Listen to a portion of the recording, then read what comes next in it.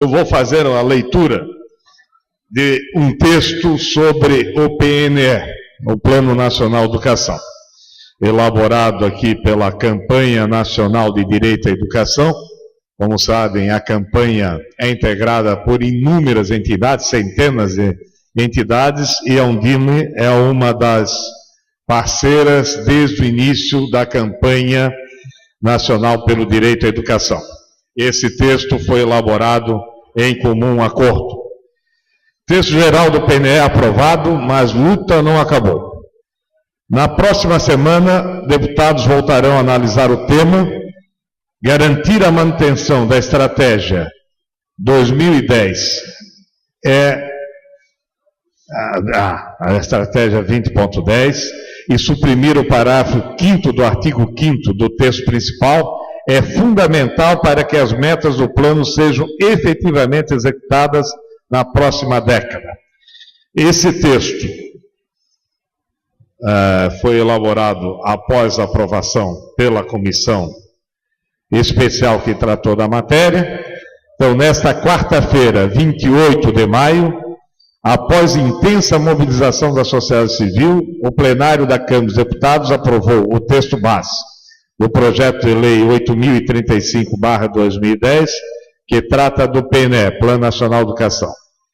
Foi apreciado o parecer do deputado Ângelo Vagnoni, do PT Paraná, aprovado na Comissão Especial da Câmara, que substitui a proposta do Senado.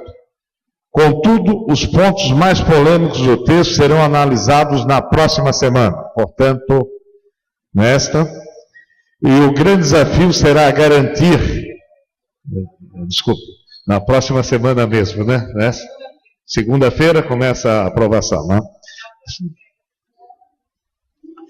O grande desafio será garantir que sejam mantidos no plano a meta 20, que prevê a destinação do equivalente a 10% do PIB, Produto Interno Bruto, para a educação pública, assim como os recursos para a implementação do CAQI, Custo Aluno Qualidade Inicial, e do CAC, Custo Aluno Qualidade.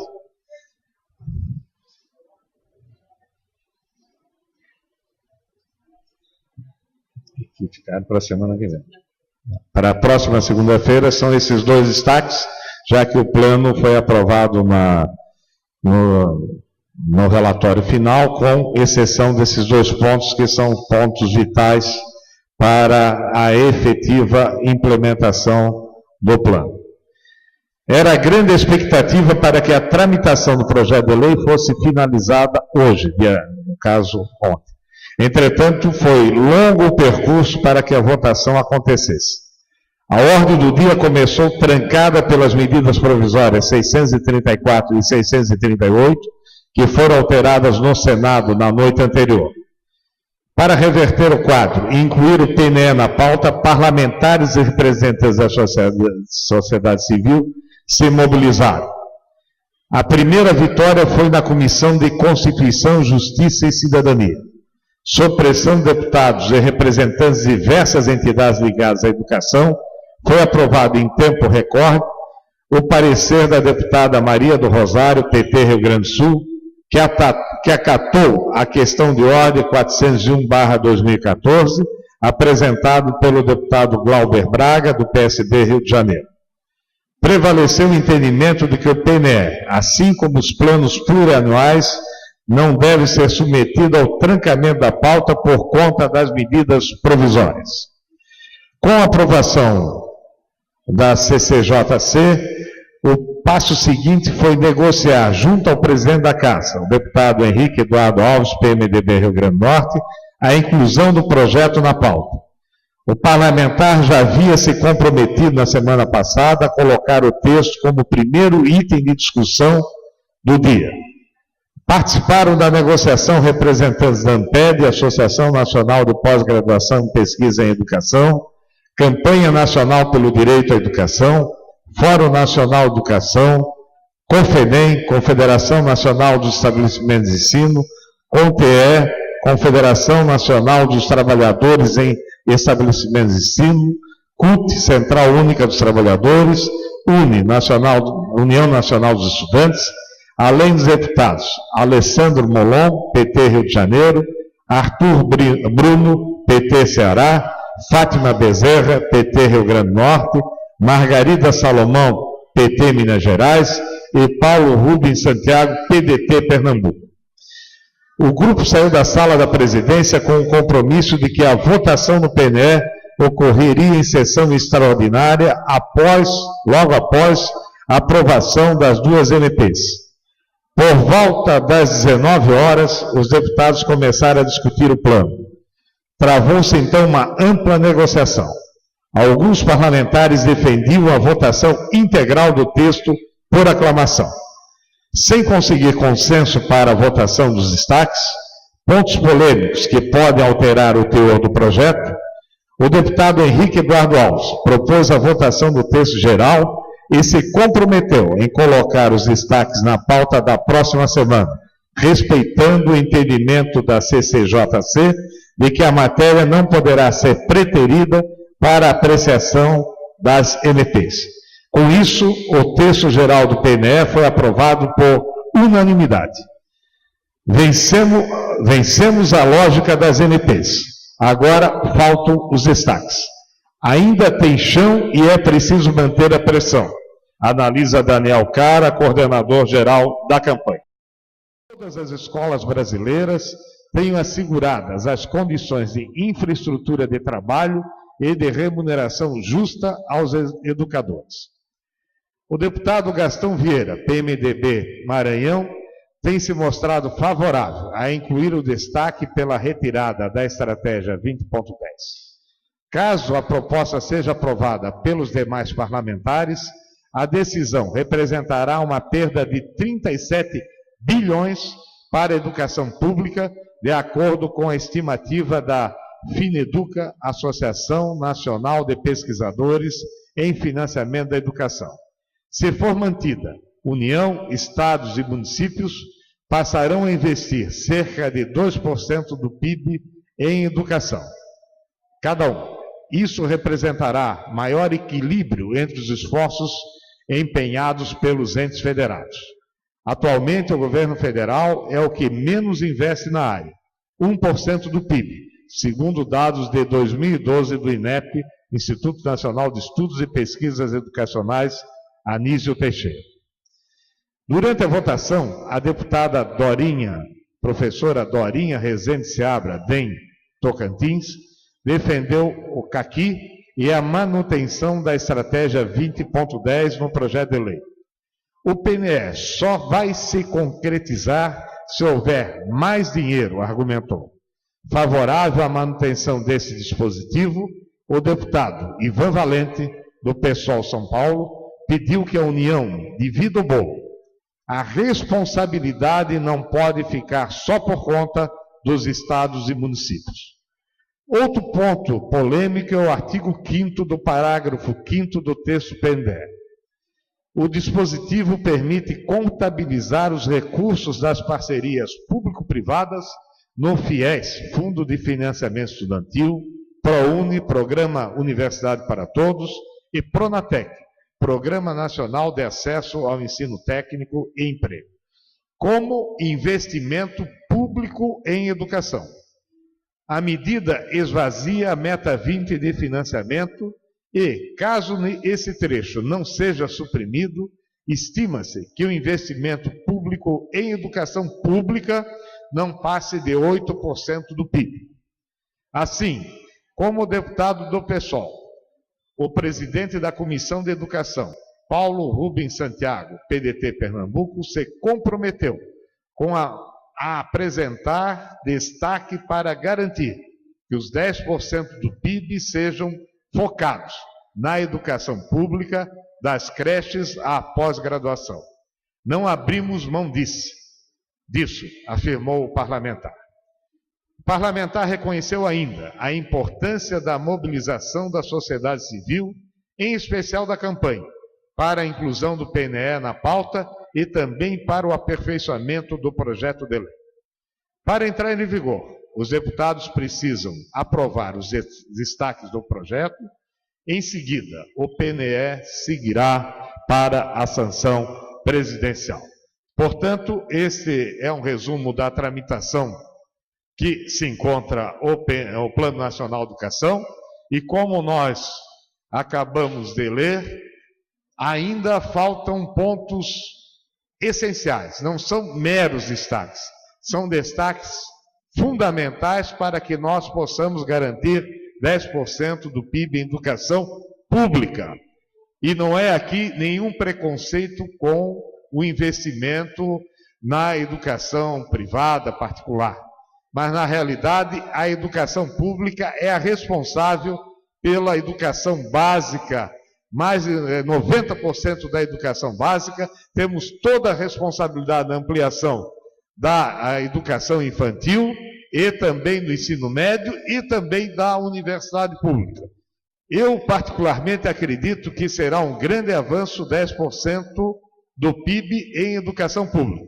Mas também nós sabemos que ainda não será suficiente para fazermos tudo que nós precisamos para fazermos a extensão a todos com educação de qualidade social. E por isso, esse debate final é vital. Vital para que ele aconteça na próxima semana, senão corre o alto risco de passar para 2015, e também vital para que nós tenhamos os recursos mínimos necessários para fazermos a verdadeira revolução nesse país, que é a revolução pela educação. E para tratar desse tema, então, nós vamos convidar, inicialmente, o senhor Vander Oliveira Borges, que é o coordenador geral de operacionalização do Fundeb e acompanhamento e distribuição de arrecadação de salário educação do FNDE. Portanto, a pessoa altamente relevante no nosso dia a dia. Um aplauso para Vander.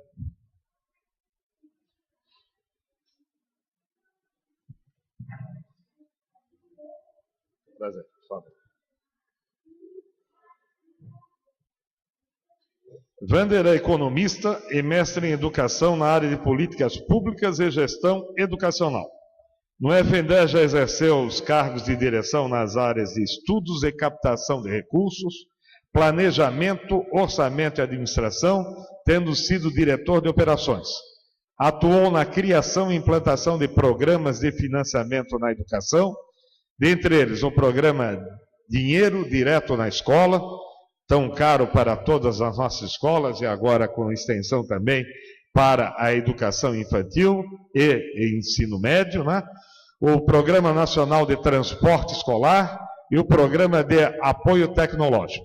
Desenvolveu sistemáticas anuais de financiamento da educação pela autarquia e participou da criação, regulamentação, implantação e operacionalização do Fundeb.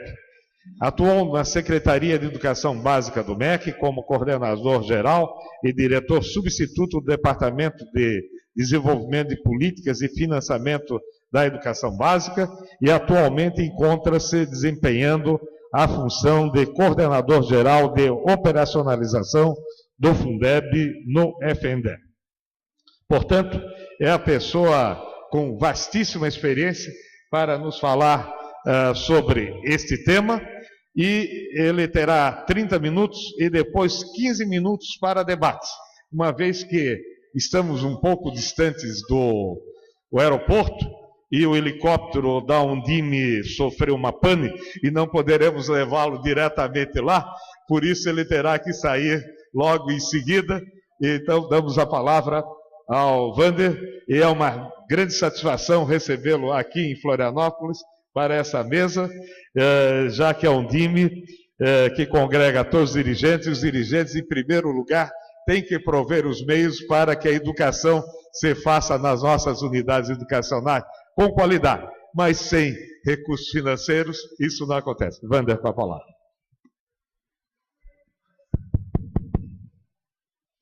Boa tarde. Meus cumprimentos ao professor Rodolfo, um velho conhecido, desde a época que ele, há 15 anos, professor Rodolfo, me parece, 15 ou 20 anos atrás, o senhor foi dirigente do Ministério da Educação, desde aquela oportunidade que o conhecemos, é um prazer revê-lo. Meus cumprimentos ao Undime, né, pelo convite que nos foi formulado para aqui falar com vocês. E parabéns ao DIME pela organização desse evento tão grandioso e tão importante para a educação. Bom, ontem o Carlos falou antes de mim, e hoje combinei com ele por conta da minha viagem, de que eu falaria em primeiro lugar, né? E ao assisti-lo ontem, eu percebi que as nossas falas, elas se complementam. De forma que o que eu vou dizer aqui já está mais ou menos pensado sobre o que ele vai dizer em seguida para vocês, tá certo? Então, falar deste assunto relacionado à gestão orçamentária e financeira, eu vou fazer uma panorâmica no contexto do financiamento da educação básica, no primeiro momento, e, evidentemente, afunilar essa questão para o mais importante mecanismo de financiamento da educação básica, que é o Fundeb. O Fundeb não é nenhuma novidade para os senhores gestores, evidentemente, salvo alguns, porque ser dirigente da educação, ser gestor educacional no município, é um cargo que, dada a dimensão do nosso país, 5.568 municípios, né, há muita rotatividade de dirigente. Então, retomar essa questão, ela é sempre oportuna, ela é sempre relevante, ainda que já conheçam, evidentemente, a questão do Fundeb, que já funciona no país desde 2007. Nós vamos, então, para quem já conhece, ser um pouquinho chato, mas paciência. O importante aqui é olhar-lo todo e abordar a questão na perspectiva dessa visão, para que vocês passem a ter mais conhecimento, se apropriem da dinâmica operacional do Fundeb, para que a partir daí possam gerir adequadamente, com conhecimento de causa, a questão do financiamento do seu município. O nosso ponto de partida para tratar da questão é abordar 3 pontos. Primeiro, as responsabilidades. Segundo, os recursos e a gestão desses recursos. As responsabilidades já estão postas na Constituição. O que cabe a cada esfera de governo fazer no que diz respeito à educação, em particular ao seu financiamento. A garantia de recursos é a segunda questão. A Constituição estabelece que municípios devem atuar no ensino fundamental e infantil em caráter prioritário, os estados no fundamental e no médio, e a União também oferece educação nas instituições federais, e mais que isso, ela atua supletivamente junto a estados e municípios para que esses possam assegurar efetivo atendimento à clientela da educação básica. Os recursos que estão vinculados na Constituição para que vocês, municípios e estados, sobretudo, façam esse atendimento, são os 25% que todos nós sabemos do artigo 202 da Constituição. E a União, por sua vez, tem que assegurar 18% desses recursos. Bom, se eu tenho responsabilidade de um lado, eu tenho os recursos pontuados na própria Constituição, a questão seguinte é quem deve gerir esses recursos. E aqui está. Na Lei de Diretrizes Básicas da Educação, diga-se de passagem, não é nenhuma novidade. Essa lei é de 1996, já está alcançando a sua maioridade. Nós estamos em 2014. Então não é nenhuma novidade isso. Desde lá que o gestor necessariamente tem que ter um outro perfil. O gestor que saiba, além da questão puramente educacional, pedagógica, ele tem que conhecer das questões orçamentárias e financeiras para que possa ser, na sua plenitude, um efetivo gestor no âmbito do seu município. Né? E, na sequência que está posto a lei do Fundeb, a lei 11.494, no seu artigo 17, ela faz remissão ao artigo da LDB. Ou seja, todo recurso da educação, né, ele deve ser gerido pelo secretário de Educação. Não é nenhuma novidade, repito. Agora, o que certamente não acontece é que nem sempre o gestor é efetivamente esse responsável. Né? Não é comum termos a situação em que o secretário de Educação não participa efetivamente das decisões no que diz respeito às questões do financiamento. Não gera efetivamente esse recurso. Então fica meio que à margem, e dependendo do seu colega da área de finanças, ou até mesmo do chefe do executivo, né? Que, claro, tem o poder de estar participando também, mas o gestor da educação tem a sua função posta na lei. Está ali escrito na legislação. deve ser respeitada. Né? Então, esse é o primeiro ponto. Muito bem. Sabendo da nossa responsabilidade, dos recursos que temos e da nossa obrigação de gestor, olhemos para a educação agora do ponto de vista da sua realidade, do atendimento. Esse gráfico mostra o peso que tem o trabalho de vocês, gestores municipais. Olha ali a fatia verde, 45% das matrículas estão nos municípios. Juntando estados e municípios, 83% da matrícula da educação básica são oferecidas pelos senhores. São, portanto, os principais responsáveis pela garantia da educação básica no nosso país. Educação que é, na sua quase totalidade, educação pública. A responsabilidade do Estado brasileiro, num país com dimensões continentais, com 200 milhões de habitantes, ela é gigantesca. Nossa educação é pública, nós temos mais de 50 milhões de brasileiros batendo as portas da educação. Né?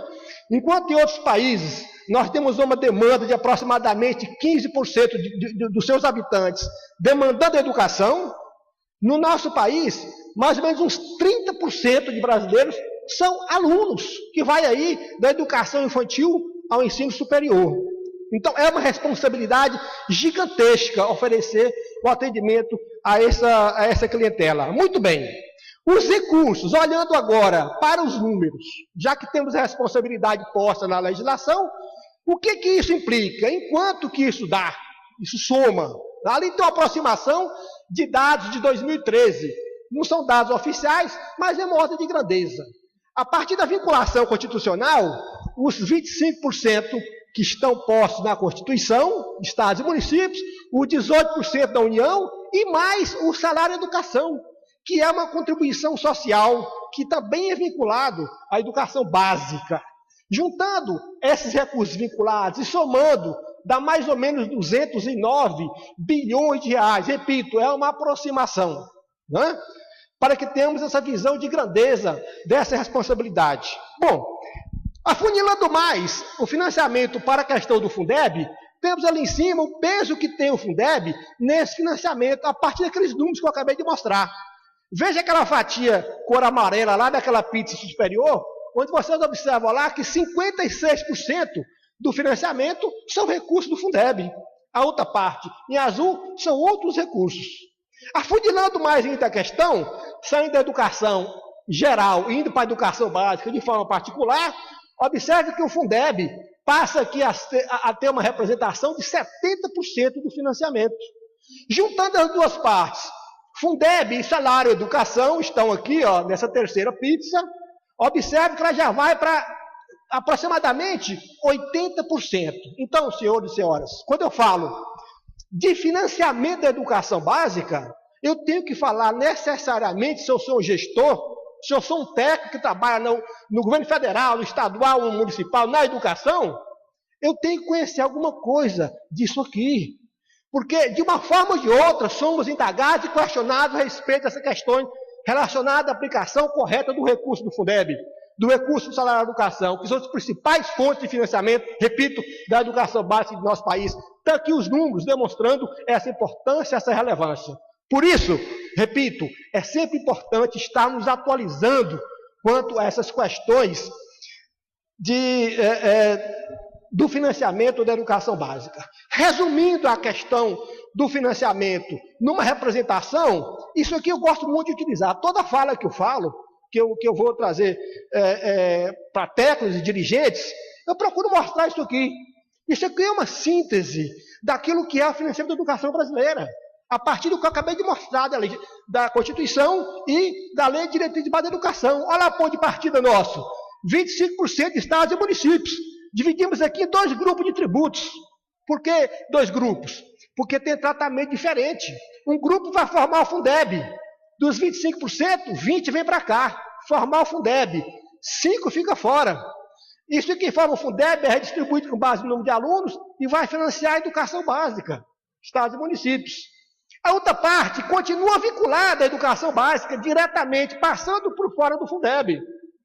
Mas tem outro grupo de tributos, que são esses aqui, ó, os 25%, eles vão diretamente para a educação básica por parte dos estados e municípios. Mais adiante você visualiza a responsabilidade da União, os 18% dos impostos. Ele é aplicado de sorte que uma parte vai financiar o Fundeb também, sob a forma de complementação da União. Outra parte, diga-se de passagem, a maior parte desse recurso vai financiar aqui os estabelecimentos federais de ensino, universidades federais, escolas técnicas federais, institutos federais de educação, etc. E alguma coisa também financia a própria educação básica, quando o FNDE financia projetos e programas que vocês, municípios, têm acesso. Né? E mais adiante ali, nós visualizamos o salário e a educação, que é uma contribuição social, 2,5% da folha de pagamento das empresas, é que vai formar isso aqui. Portanto, o salário e a educação é dividido em duas partes. Uma parte é a cota federal que vai para o orçamento do FNDE. Né? O FNDE vai canalizar para onde? Para financiar os projetos de programa de educação básica, junto a vocês, estados e municípios. Né? Isso aqui, no frigir dos ovos, essas duas partes, fica aqui, mais ou menos, 40% do recurso que é arrecadado, e aqui nessa outra parte, que é a cota estadual e municipal, que vai diretamente para as contas dos municípios e dos estados, fica mais ou menos 60%. Isso aqui vai de que forma? Repartido com base em número de alunos. Também chega a educação básica. Então veja que a educação básica, só aqui tem 6 setinhas, mostrando que ela conta com origens diversificadas de recursos para o seu financiamento. O Carlos vai falar disso aqui novamente com vocês, com muito mais detalhes, com muito mais propriedade, evidentemente. Eu estou sendo bastante rápido aqui para dar essa síntese, mas eu acho importante fazê-lo, porque dá essa visão de conjunto que nós todos temos que ter. Bom, vendo esse contexto, olhando para a questão mais particular do Fundeb, vamos olhar o Fundeb como um mecanismo, como um processo, com começo, meio e fim. Hoje é 29 de maio. Ontem foi um dia muito importante para o Fundeb, para a educação básica e para o financiamento. Ontem foi o Dia Nacional do Censo Escolar. Lembram-se? Vocês apresentaram os dados, tiraram a fotografia ontem da realidade dos seus municípios, para que essa fotografia fosse remetida pelo sistema. Se não o fizeram, né, pode ter problema.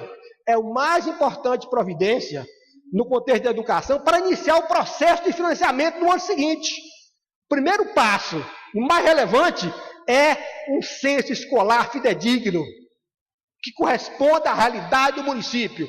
Eu estou cansado de ver município que depois que já publicou tudo, chega no Ministério da Educação, já no ano em curso, lá no meio do ano, acordou, viu que faltou 500 alunos no município, que por alguma razão não foi informado, e quer mudar.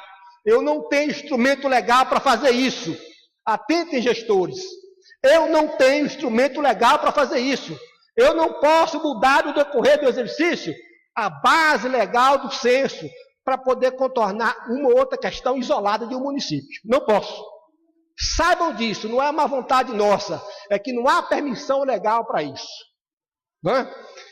Estou dizendo isso porque, repito, é um passo importantíssimo. Então veja aí, o gestor tem que estar atento a essas questões. Além da questão orçamentária, que também estamos próximos do meio do ano. Quando que se encaminha o projeto de lei de orçamento para votação? No meio do ano. Atentem para isso, porque lá vocês têm que assegurar o recurso da educação alocado no orçamento de forma correspondente ao que está posto na lei.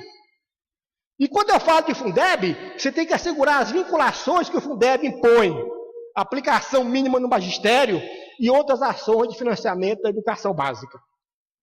Bom, feito esse parênteses dessas datas, né, olhando para o Fundeb como processo. Nesse processo, ali tem vários atores envolvidos. Está ali ao centro do Fundeb, você vê o MEC, o INEP, o FNDE, o Banco do Brasil, Caixa Econômica, o TCU, a CGU, o TCE, TCM, os Tribunais de Contas Locais, o Ministério Público Federal, Estadual, os Conselhos de Acompanhamento e Controle Social e vocês, estados e municípios. Todos nós temos importância e papel definido nesse processo. Quem é mais importante aí? Não há ninguém mais nem menos importante. Mas se fosse para eleger alguém, eu diria que são vocês, municípios e estados. Sobretudo municípios, que têm a maior fatia do atendimento. 57% da matrícula são vocês que oferecem da educação básica. Certo? E mais que isso, são vocês que contribuem para a formação do Fundeb. A União entra com uma pequena parte de recursos em caráter complementar. Tá certo? Então, eu diria que há uma importância singular dos atores municipais nesse processo como um todo. E, por fim, vocês têm que aplicar esse recurso de acordo com os critérios legais e comprovar essa aplicação prestando conta. E aí, fechando o processo lá na ponta. Mas acabou? Se eu olhar para o Fundeb como um processo? Não. Então, se eu disse que seria ontem, 28 de maio, uma data para iniciar o processo, que data eu daria como fim? Olhando para o Fundeb, em relação a um determinado exercício. No caso aqui, eu estou falando que qual exercício? 2015. 2014 já era, já estão no meio do caminho. Né? Mas olhando para 2015, ontem seria um marco do consenso. E vai até quando?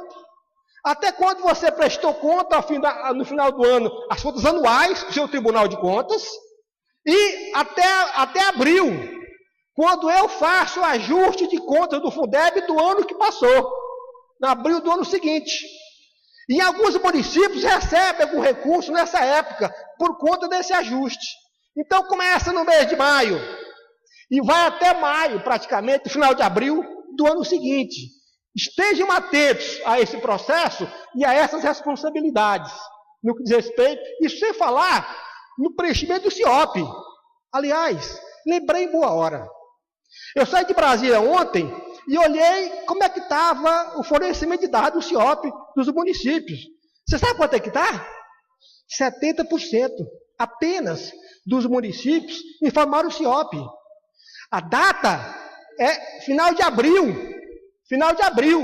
Nós estamos de 28 de maio. Só 70% informou. O problema é de quem? Acaba sendo de vocês. Por quê? Porque vocês têm prejuízos com isso. Amanhã, se for pleitear um convênio, não pode assiná-lo.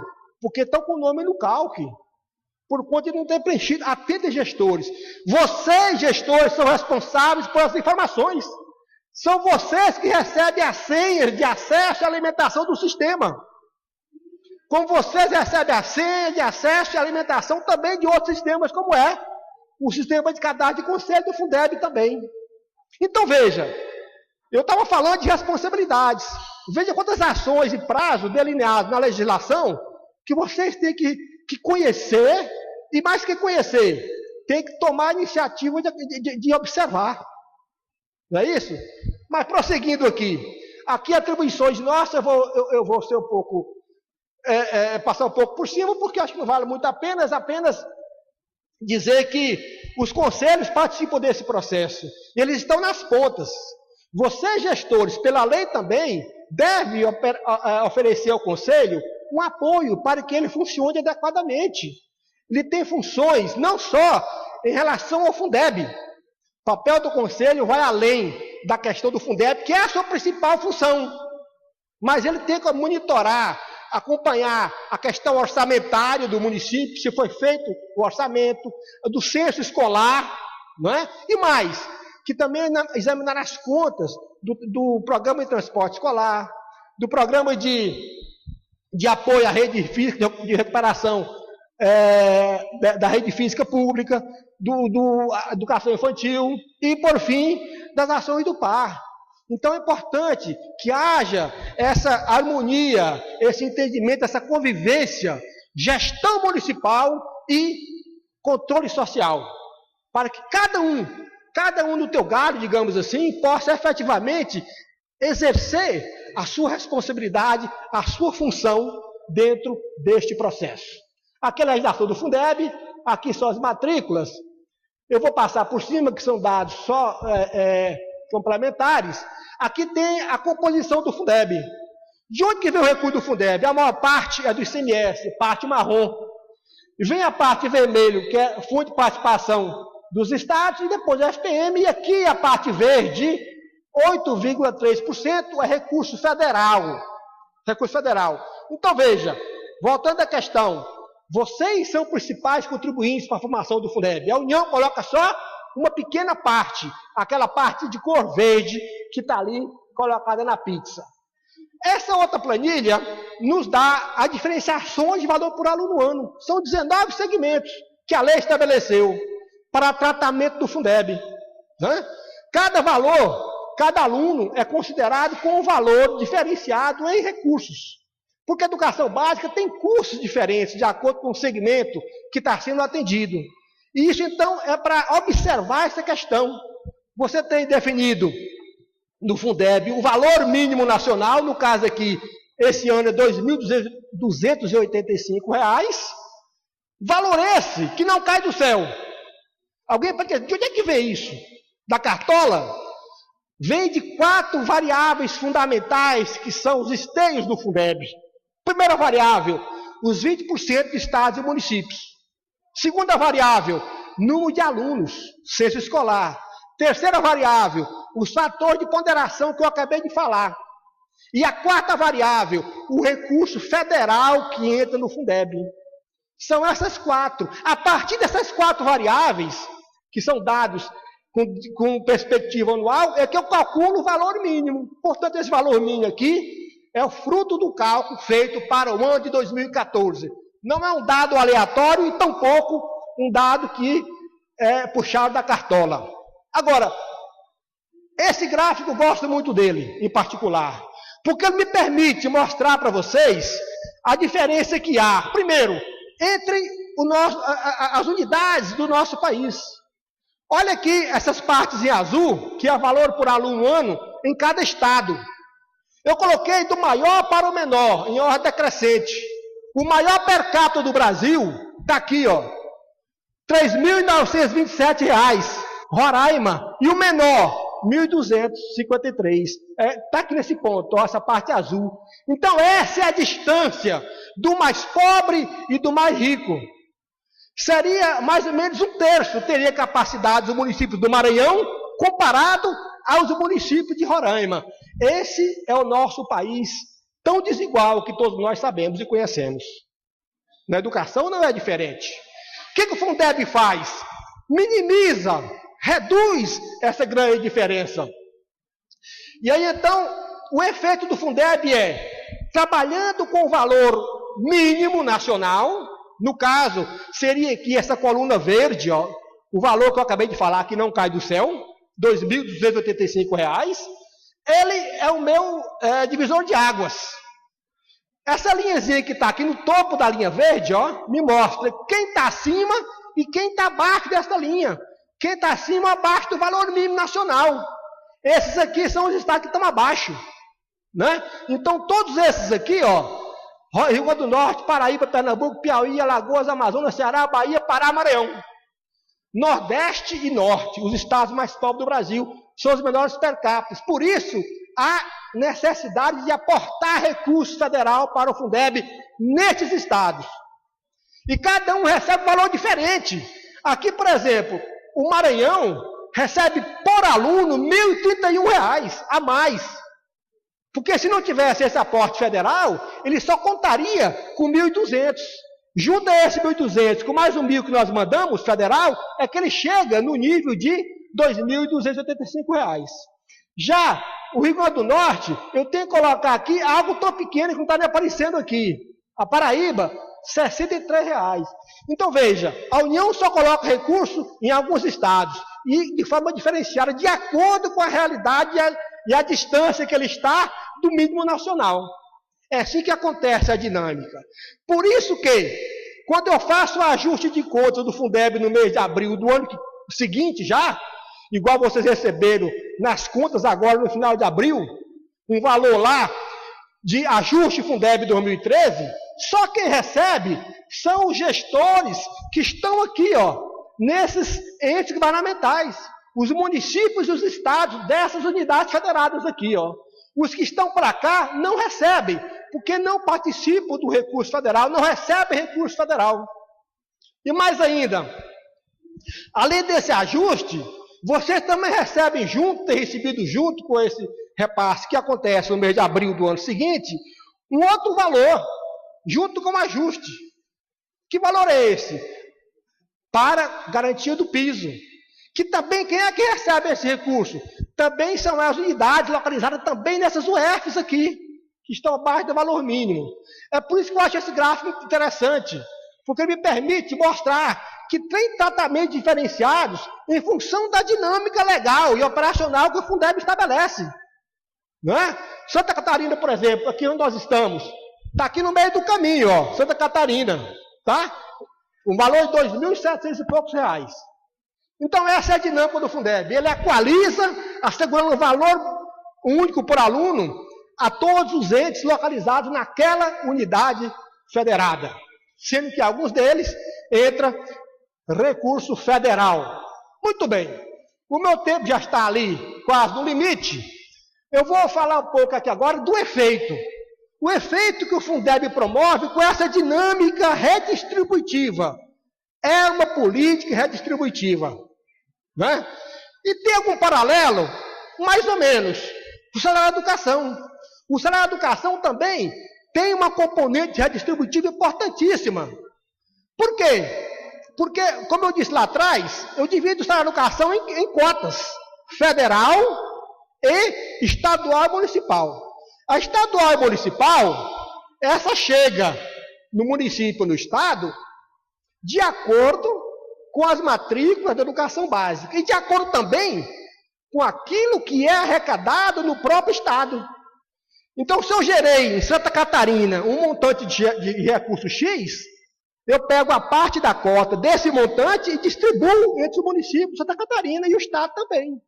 Então, não sai dinheiro daqui para o Paraná, ou vice-versa, no salário da educação. Agora, a cota federal não. Cota federal não. Essa vai para a FENDER. E quando é que a FENDER manda? Para financiar a educação básica, onde estão os mais necessitados. E é onde vai recurso do Sudeste para o Norte, para o Nordeste, etc, etc. Muito bem, no Fundeb, já vou encerrar só com esse gráfico, Lília. Meu tempo já era. Mas aqui no Fundeb, nós temos um efeito interessante. Um efeito impacto na questão do financiamento, na questão dos recursos.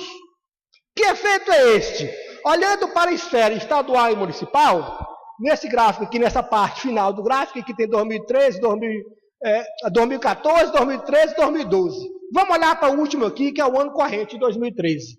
O que eu estou visualizando nesse gráfico? O seguinte, os estados, ou seja, governos estaduais, no Fundeb, estão aportando mais ou menos 71 bilhões de reais, que são os 20% que eles estão aportando ao Fundeb. Ok? Mas se ele aporta por um critério, que é 20%, de outro lado, eles recebem por outro critério, que é o quê? Aluno. Aí, quando recebem, eles recebem um valor de 52. Portanto, há mais ou menos aqui 19 bilhões que eles estão deixando de receber. Porque vai para onde? Vai para os municípios. Os municípios, por sua vez, recebendo aqui, ou melhor, contribuindo com 36, recebendo 65, tem mais ou menos 29 bilhões de ganhos financeiros com essa dinâmica redistributiva do Fundeb.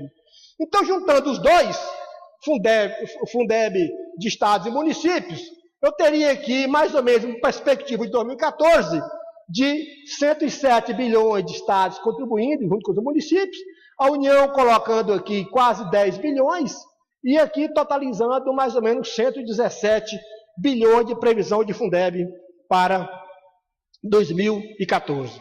Tá ok, gente? Então, essa visão contextualizada do financiamento sobre esses caminhos trilhados pelos recursos vinculados à educação, o Carlos vai falar disso aqui com muito mais propriedade, repito, quando apresentar o sistema para vocês, né? Isso aqui é para que vocês tenham efetivamente conhecimento dessa realidade, possam, a partir desse conhecimento, ter o poder de convencimento, de negociação, de fazer valer a sua função de gestor, de forma plena, conforme estabelece a LDB. Tá? Fico aqui, então, para as eventuais questões e agradeço pela atenção. Muito obrigado, professor Wander. E agora abre-se o debate de apenas 15 minutos. Eu quero informar também que os computadores podem ser ligados a partir de agora na rede Oficina Conviva 1. E a senha é Conviva 70. Oficina Conviva 1 é a rede e Conviva 70 é a senha.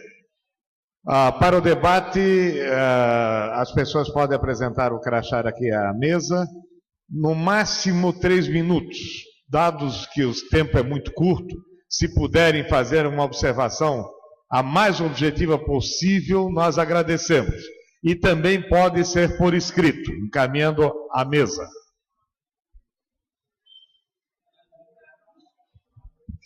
E nós vamos responder para o bloco, né, com o Wander, para ganharmos tempo.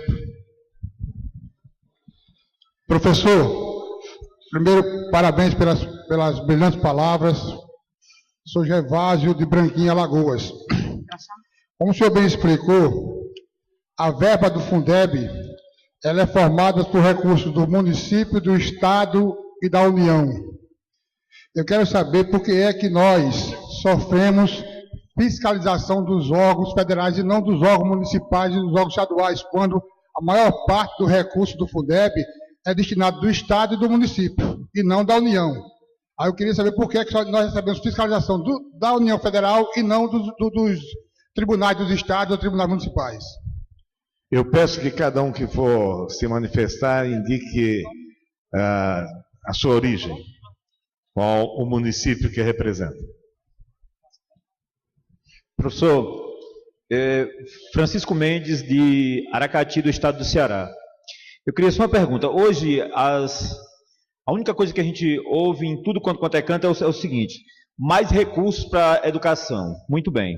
Agora eu lhe pergunto, depois dos 10% do PIB, como é que vai ficar a questão da lei de responsabilidade fiscal? Porque é uma das coisas que hoje já nos choca. A gente quer, às vezes, dar um determinado aumento, mas não pode porque bate na lei de responsabilidade. O que é que o senhor vê com relação a isso?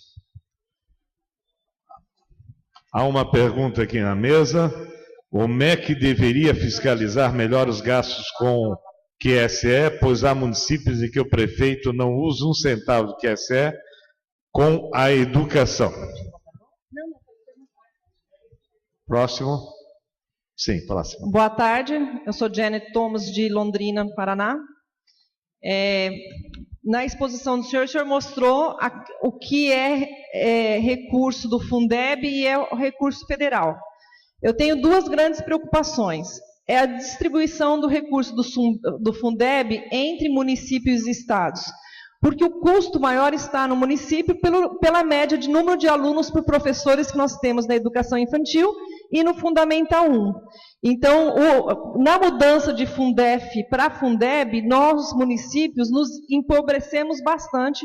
Isso é uma preocupação que eu tenho. E outra preocupação, na revista Época dessa semana, comparou Brasil com Finlândia. Finlândia, a melhor educação do mundo, gasta 5 vezes mais na educação básica do que nas universidades. E o Brasil é o contrário, 5 vezes mais nas universidades do que na educação básica. E essa é uma preocupação que nós sabemos que falta recurso para que a gente possa fazer uma gestão de qualidade na educação básica. Existe algum plano de começar a voltar percentual à educação básica e não só tanto dinheiro para ensino superior? Obrigada. Mais algum inscrito?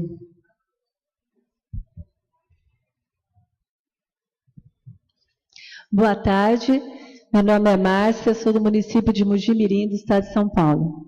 A minha dúvida é com relação àquela sobra que há do dinheiro do Fundeb, que alguns municípios próximos à minha cidade, eles fazem distribuição de cheques, e às vezes até em valor alto, para os professores no final do ano. E no meu município, nós temos sempre que complementar, porque o dinheiro do Fundeb não dá. Eu gostaria de entender qual é esse mecanismo, né? Porque o município que fica a 20 quilômetros do meu, final do ano passado, ele distribuiu cheques no valor de R$7 mil para cada professor da rede. E nós precisamos completar com dinheiro nosso da prefeitura. Como que o federal vê essa mudança, né, assim, que há tão próxima? Mais um inscrito, senão o nosso palestrante não terá tempo para responder. Boa tarde, Vando. Justina Iva de Natal.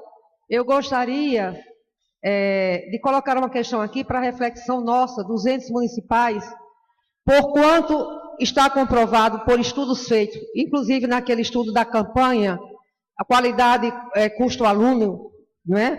Então, está comprovado que a maior despesa de todas as etapas da educação básica é a que se dá com a educação infantil, sobretudo com creches.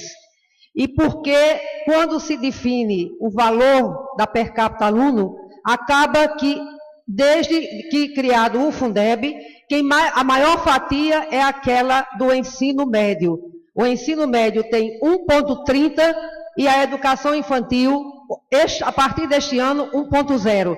Portanto, a maior despesa é dos municípios e não tem a maior per capita aluno, e esta per capita aluno, esta decisão é uma decisão tomada anualmente pela Comissão Intergovernamental de Financiamento. Então, quem define se a educação infantil é 1,0, 1,2 ou 1,3 é esta comissão. Até quando os que mais investem vão receber a menor fatia do Fundeb por conta desta regra. Obrigado. Bom, nós vamos então passar a palavra ao nosso conferencista para poder responder esse bloco todo. Bom, a primeira questão que o nosso amigo coloca é a fiscalização, já que o recurso, a maior parte do recurso... Cortou? Alô? A maior parte do recurso de estados e municípios, por que o órgão federal fiscaliza? Aqui é um esclarecimento.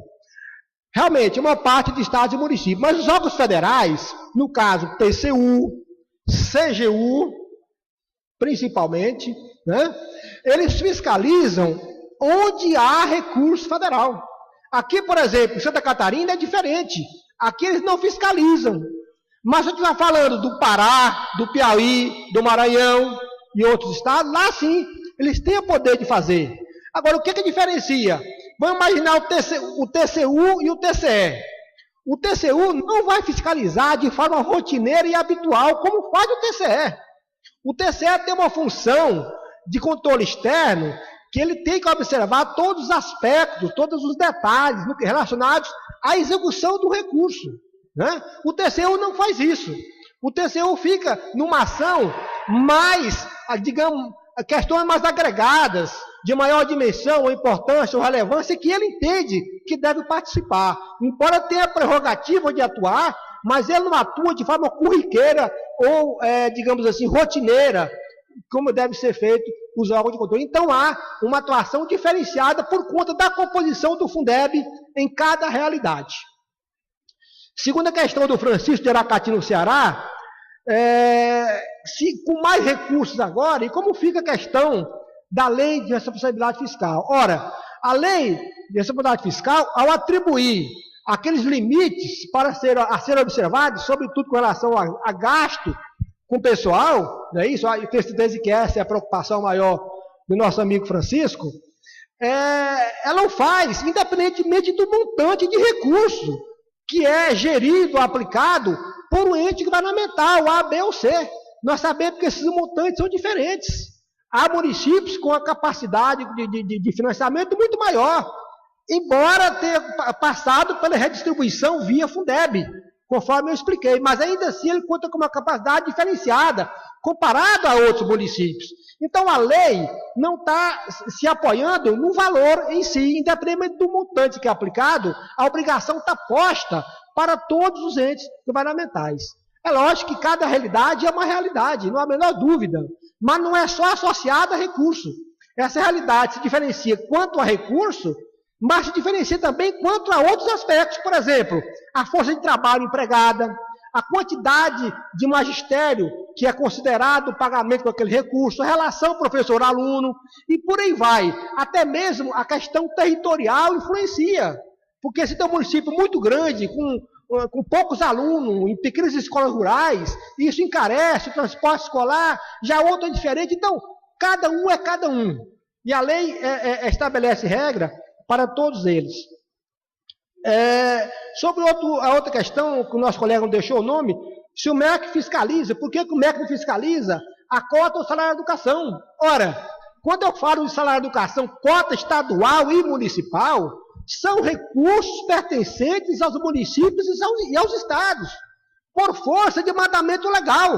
Está na legislação, tudo isso cai na conta específica da cota do município de forma automática, com base no valor, ou melhor, na quantidade de alunos que o município atende. E cabe ao município aplicar. Ora, se recurso que pertence ao município, a fiscalização é realizada pelo órgão a que o município está jurisdicionado. No caso, o TCE ou o TCM, que vai fiscalizar. Agora, se eu falo da cota federal, não. A cota federal é diferente. Por que é diferente? Porque quem aplica, quem direciona esse recurso é o FNDE, para financiar os programas. Programas estes que vocês prestam contas ao FNDE, que liberou o recurso. Então, veja como é que é diferente. Né? Um financia programas específicos via FNDE e o outro vai recurso direto para aplicação em ações de MDE por parte de vocês, municípios. A questão é o seguinte, recurso Fundeb e outros, e aí ele faz menção à questão do custo aluno maior para a educação infantil, que é um custo maior, da mesma forma que a professora Justina de Natal também faz a mesma abordagem com relação ao custo aluno. De fato, é por isso que está posto na lei esse desdobramento da educação básica em 19 segmentos. Justamente por se ter consciência de que a educação básica tem custos diferenciados. E se analisarmos os fatores de ponderação que vai orientar a definição dessas diferenças, né, ele tem sofrido mudanças ao longo do ano. Quem é que tem o poder de fazer essas mudanças? Foi dito também pela Justina que é a comissão competente. Uma comissão formada por 5 representantes dos municípios, que o DIME indica, 5 representantes dos estados, que o CONSED indica, e 1 representante do MEC, que é o próprio ministro de Estado. 11 membros, que são que formam um colegiado que decide sobre esses fatores de ponderação. E se essa pessoa que está por aqui, que é a presidente do DIME, ela participa dessas reuniões, sempre, desde que se começou esse mecanismo, todo ano que vai se discutir, esse debate se estabelece na comissão. Estabelece o debate entre municípios e estados, para que possam calibrar de forma adequada. Agora, não quer dizer com isso que o assunto não requeira um estudo mais aprofundado. É lógico que hoje, se você observar esses investimentos, ele é muito acima. O custo aluno, a aplicação por aluno no ensino superior, está muito acima daquilo que se investe no aluno da educação básica. Mas o lado positivo dessa questão é que nos últimos anos, se você pegar de 10 anos para cá, tá certo? Você vai ver que essa distância era desse tamanho. Era 10, 11 vezes maior. Tá certo? Ela já percorreu um bom percurso, já está ficando bem menor agora. E a tendência está sendo de redução, quando eu comparo o investimento em educação básica por aluno comparado ao ensino superior. Assumindo um perfil de 7º salário para o seu magistério. E é noticiado como algo extraordinário. Enquanto, na verdade, se você for atentar para o que está acontecendo, é porque no decorrer do período do ano letivo, ele não cumpriu, não pagou uma remuneração que pudesse ser paga com aquele mínimo de aplicação de 60%. E depois de restaurar o recurso, e vai para a mídia aparecer bem na fita. Quer dizer, é para que nós, gente, tenhamos essa verdadeira consciência do que acontece com as finanças da educação, é que nós devemos fazer aqui esse tipo de reflexão em conjunto com vocês, para nos apropriar desse conhecimento e evitar que isso aconteça. Se você é gestor, isso está acontecendo no seu município, a sua execução está distante dos 60%, diga-se de passagem, o 60% é o percentual anual. Você não é obrigado, como gestor, a aplicar 60% por mês, ou por trimestre, ou por semestre. Não é. Mas não quer dizer também que você tem que ficar distante. Você tem que trabalhar ali, administrando, gerindo bem essa aplicação, de tal sorte que, ao se fechar no exercício, você tenha cumprido essa meta legal, que é do mínimo de 60%. Tá ok? E fica aqui o meu grande abraço, tá certo? Para todos vocês, com o professor me sinalizando aqui que é hora de eu parar. Tá bom? Eu lamento muito, mas eu tenho que fazer isso contra a minha vontade, porque eu tenho um prazer enorme cada vez ter esse contato com vocês, conversar com vocês. Gostaria muito de poder fazer isso o dia inteiro, né? Mas haverão oportunidades em que isso será possível. Fica o meu grande abraço, meu agradecimento e, mais uma vez, meus parabéns para o DIME pelo evento e obrigado pelo convite. Eu quero agradecer em nome da Undime a participação do Wander, em nome de todos que tiveram a oportunidade de ouvi-lo, e sempre nós aprendemos mais. E, acima de tudo, é um debate que estará muito presente agora com os 10% do PIB, né, para serem aplicados, esperamos que adequadamente, e essa distribuição tem que atender às necessidades da educação básica, da educação como um todo, porque elas se interrelacionam. Eu quero agradecer então ao Wander, desejar uma boa viagem e com certeza desejamos que retorne sempre a Santa Catarina, a Florianópolis, e seja conosco defendendo os interesses da educação, em especial da educação básica. Wander, muito obrigado.